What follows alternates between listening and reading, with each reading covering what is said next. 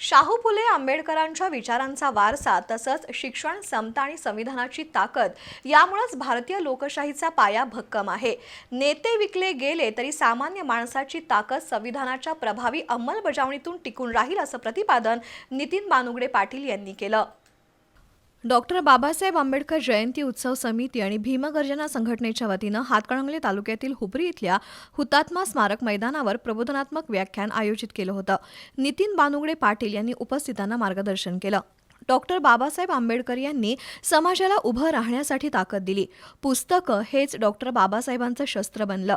त्या शस्त्रामुळे अज्ञान, अन्याय आणि विषमतेवर विजय मिळवून त्यांनी भारतीय लोकशाहीचा पाया भक्कम केला।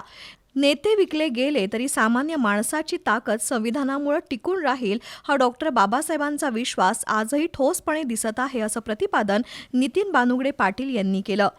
समाजाचा उद्धार हाच ध्यास घेऊन डॉक्टर बाबासाहेब आंबेडकर यांनी अनेक चळवळी उभारल्या।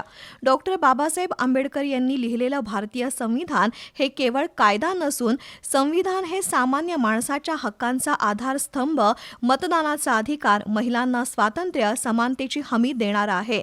यावेळी आमदार अशोकराव माने, रिपब्लिक पार्टीचे नेते सतीश माळगे, मनसे जिल्हा अध्यक्ष दौलतराव पाटील, पोलीस निरीक्षक सत्यवान हाके, माजी नगरसेवक रफिक मुल्ला, भीमगर्जना संघटनेचे अध्यक्ष धर्मवीर कांबळे यांची प्रमुख उपस्थिती होती।